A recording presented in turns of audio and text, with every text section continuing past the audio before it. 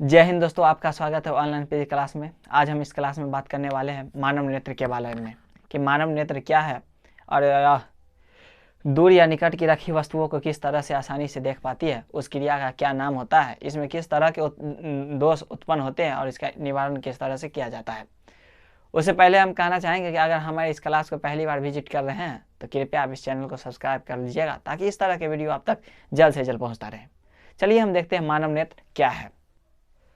तो हम जानेंगे कि मानव नेत्र जो है वह प्राकृतिक प्रदत्त एक वस्तु है जिसके माध्यम से प्रकाश की उपस्थिति में हम किसी वस्तुओं को देख पाते हैं।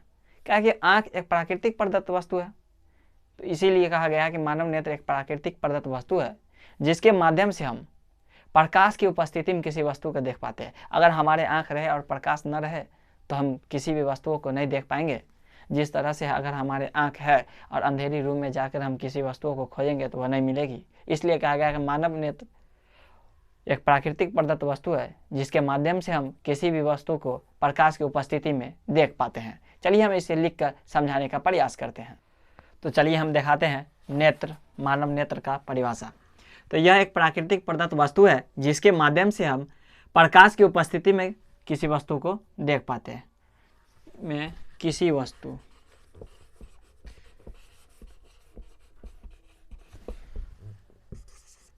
को देख पाते हैं। अर्थात अभी ने हम जो मानव नेत्र की परिभाषा बताया कि यह एक प्राकृतिक प्रदत्त वस्तु है जिसके माध्यम से हम प्रकाश की उपस्थिति में किसी वस्तु को देख पाते हैं, मानव नेत्र कहलाता है। और यह मानव नेत्र का संरचना है कि यह पूरा गोलाकार मानव नेत्र है जिसे नेत्र गोलक के नाम कहते हैं। बाहरी आवरण जो पूरा गोलाकार उस नेत्र गोलक के नाम से जाना जाता है।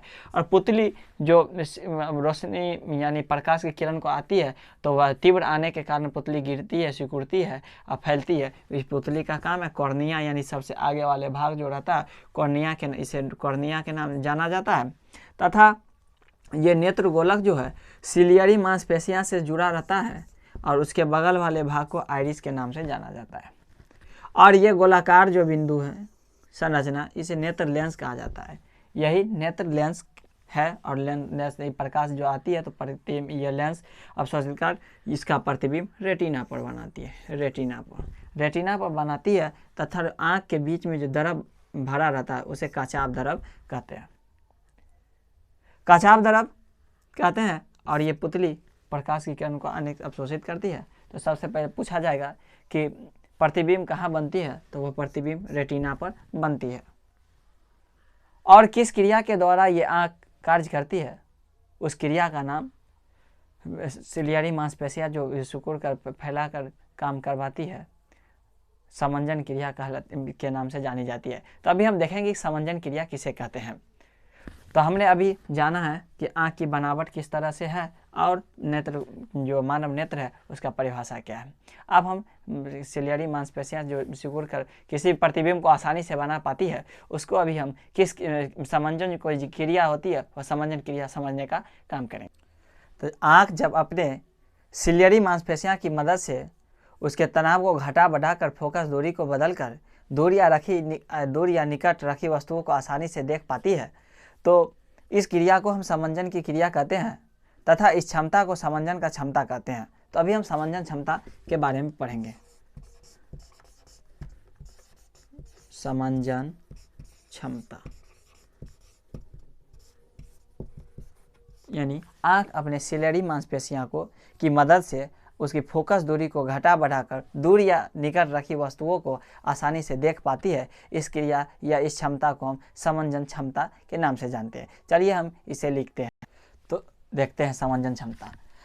आँख अपने सिलियरी पेशियों के मदद से फोकस दूरी को घटा बढ़ाकर दूर या निकट रखी वस्तुओं को आसानी से देख पाती है, इसे समंजन क्षमता कहते हैं। यानी जिस क्षमता के द्वारा आँख अपने सिलियरी मांसपेशियों की मदद से उनके फोकस दूरी को घटा बढ़ाकर दूर या निकट की रखी वस्तुओं को आसानी से देख पाती है, इसे आँख का समंजन क्षमता कहते हैं।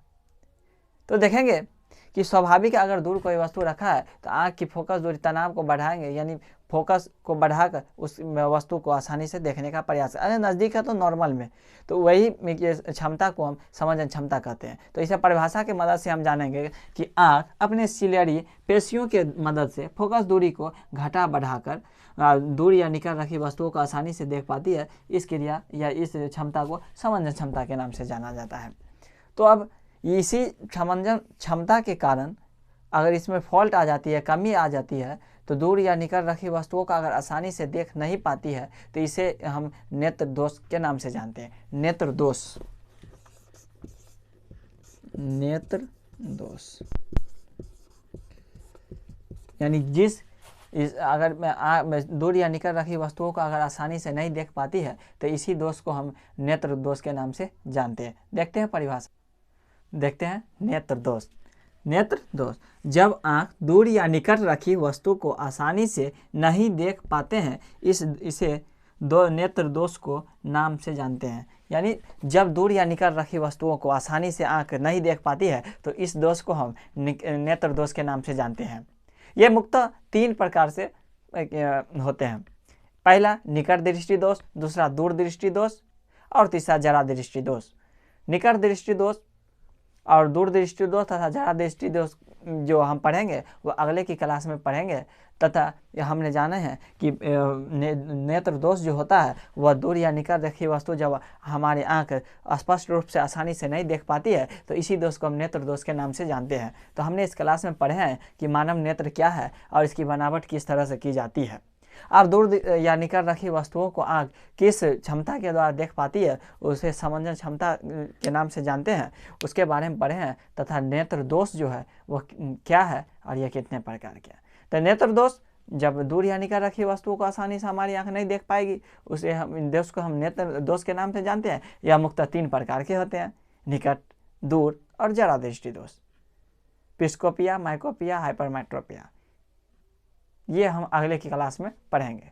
इस वीडियो को देखने के लिए आपका बहुत बहुत धन्यवाद। Thanks for watching. अगर हमारे इस चैनल पर नए हैं तो कृपया आप इस चैनल को सब्सक्राइब कर लीजिएगा।